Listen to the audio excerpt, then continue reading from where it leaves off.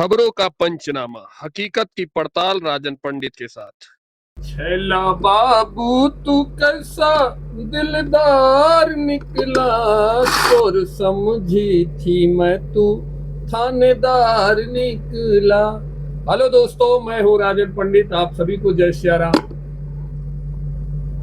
बात शुरू करने से पहले एक बात निवेदन आपसे कर देना चाहता हूँ कि यदि आप हिंदू के समर्थक हैं, यदि आप हिंदुस्तान के समर्थक हैं, यदि आप राष्ट्रवाद के समर्थक हैं, यदि आप भारत माता के समर्थक हैं, तो इस चैनल को जरूर से जरूर सब्सक्राइब करिए और मेरा सपोर्ट करिए।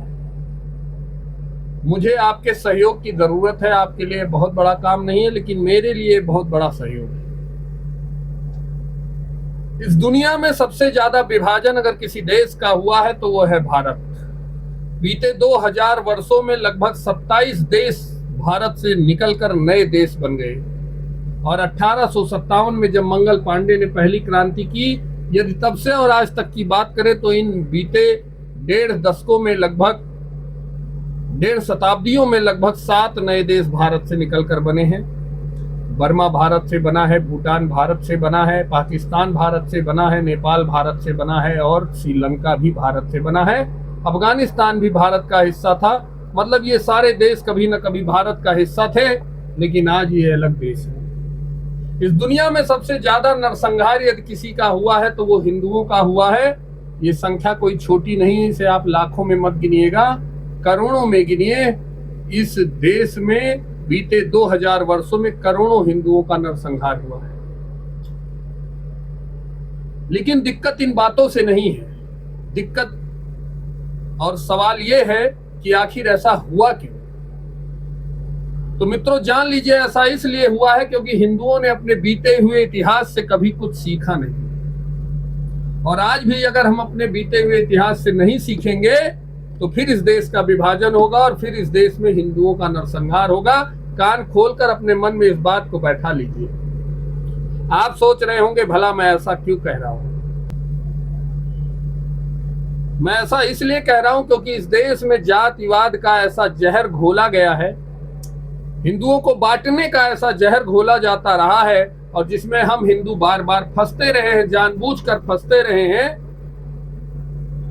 और उसका परिणाम हमेशा हमें भोगना पड़ा है। अगर इन सारी बातों को मैं आज की कड़ियों में जोड़ूं तो मैं आपको एक ताजा उदाहरण दिखा देना चाहता हूं। आज ही अखिलेश यादव, इस देश और इस प्रदेश के बड़े नेता, समाजवादी पार्टी के राष्ट्रीय अध्यक्ष माननीय अखिलेश यादव जी ने आज ही अपने फेसबुक पर एक वीडियो शेयर किया है वोट चोरी को लेकर। वोट की चोरी करने वालों, जनता तुम्हें हराएगी। वोट की चोरी करने वालों, जनता तुम्हें हराएगी। पीडीए के लोग डटे हैं, सत्ता तेरी जाएगी। पीडीए के लोग डटे हैं, सत्ता तेरी जाएगी। और एक पोस्ट भी डाली है जिसमें उनके प्रदेश कार्यालय पर कुछ मुस्लिमों के द्वारा कोई कार्यक्रम रखा गया है और बड़े शान से उन्होंने इसका पोस्ट किया है।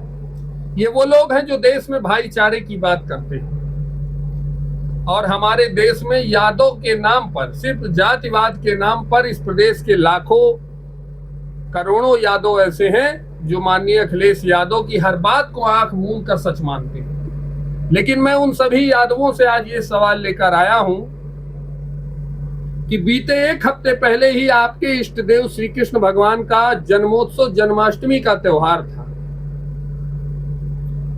पूरा दिन बीत गया था, अखिलेश यादव ने आपको उसकी बधाई तक नहीं दी थी, न ट्विटर पे, न फेसबुक पे, न इंस्टाग्राम पे। जब भारतीय जनता पार्टी के कार्यकर्ताओं ने इस पर उनको ट्रोल करना शुरू किया तो वो शाम होते होते उन्होंने बधाई दी, सिर्फ और सिर्फ बधाई। क्या उस दिन समाजवादी पार्टी के कार्यालय पर कोई जन्मोत्सव का कार्यक्रम नहीं हो सकता था? श्री कृष्ण जन्माष्टमी का कोई भव्य उत्सव नहीं मनाया जा सकता था? मनाया जा सकता था, लेकिन अगर वो इस कार्यक्रम को मनाते तो उनके जो मसीहा हैं, जो आज की इस पोस्ट में आपको दिख रहे हैं, मैं आपको ये तस्वीरें दिखा देना चाहता हूं। इस पोस्ट में जो ये मसीहा, माननीय अखिलेश यादव की ये मसीहा है, दिख रहे हैं, ये नाराज हो जाते हैं। और शर्म तो तब आती है जब इस पोस्ट को हमारा हिंदू समाज, हमारा यादव भाई लगातार शेयर कर रहा है।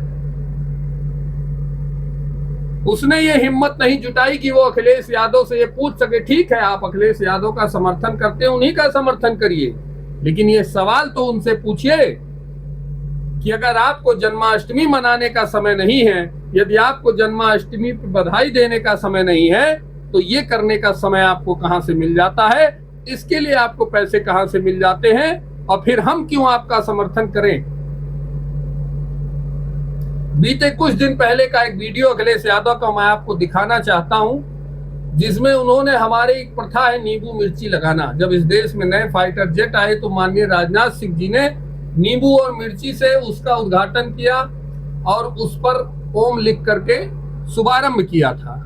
उसका भरी संसद में अखिलेश यादव ने किस तरह से मजाक उड़ाया वो भी आप देख लीजिए।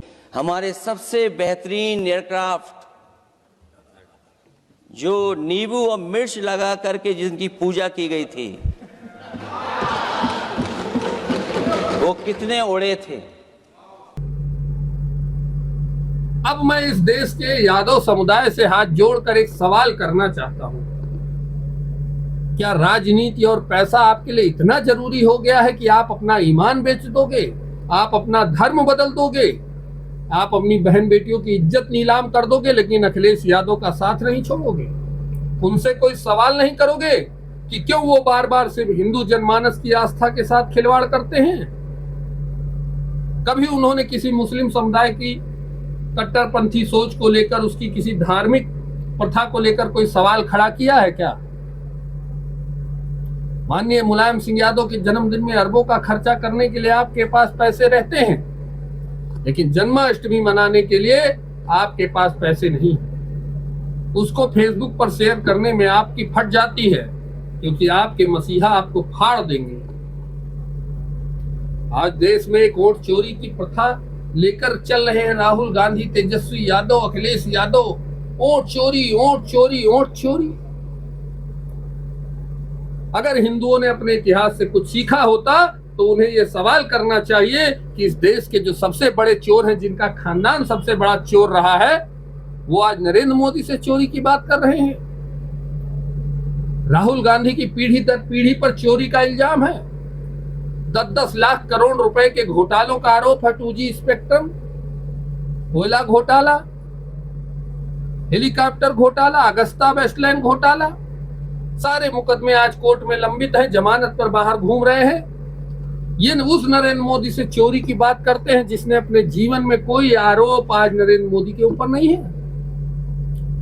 अगर ये आप कहेंगे कि सत्ता में है, तो 5 साल इस देश में माननीय अटल बिहारी वाजपेयी ने सरकार चलाई और उसके बाद 10 सालों तक इस देश में कांग्रेस की सरकार रही। कोई माई का लाल पैदा हो तो बता दे माननीय अटल बिहारी वाजपेयी के ऊपर कोई भी भ्रष्टाचार या घोटाले का आरोप लगा। और तो और छोड़ दीजिए, अभी बिहार में चुनाव होने वाले हैं। माननीय नीतीश जी हमारे गठबंधन के नेता हैं। नीतीश जी कैसे भी हो, उनमें कोई भी कमी हो सकती है, लेकिन 2 बातें नीतीश जी को इन चोट्टे राजनेताओं से अलग बनाती हैं। एक तो उन्होंने कभी परिवारवाद नहीं किया, उन्होंने अपने लड़के के लिए कोई राजनीतिक बैकग्राउंड तय नहीं किया, और 10 सालों के उनके मुख्यमंत्री इतिहास काल में उन पर कोई भी भ्रष्टाचार का आरोप नहीं लगा सकता, किसी घोटाले का आरोप नहीं लगा सकता। लेकिन विपक्ष में बैठे तेजस्वी यादव का बाप रेलवे में घोटाले का आरोपी है, चारा चोरी में घोटाले का आरोपी है। क्यों नहीं पूछते हैं इस देश के यादव लोग? जाति ब्याह करने में देखी जाती है, जाति रिश्ते तय करने पर देखी जाती है।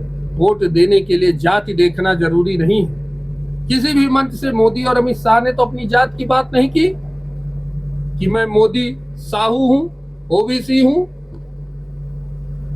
ये लोग साले दिन भर जाति जाति करते हैं, बांट कर हमको मिटा देना चाहते हैं। आपको आंखें खोलने की जरूरत है मेरे यादव भाई बंधुओं। मैं आपसे निवेदन करता हूं, एक बार फिर से रिव्यू करिए, इन सवालों का जवाब आप अपने दिल से खोजिए, न समझ में आए तो अपने नेता से पूछिए। मेरा दावा है आपका विचार बदलेगा, आप राष्ट्रवाद के साथ चलेंगे। जय श्री राम, जय हिंद, वंदे मातरम। फिर मिलेंगे ऐसी ही किसी जानकारी के साथ। आपका सहयोग के लिए बहुत बहुत धन्यवाद।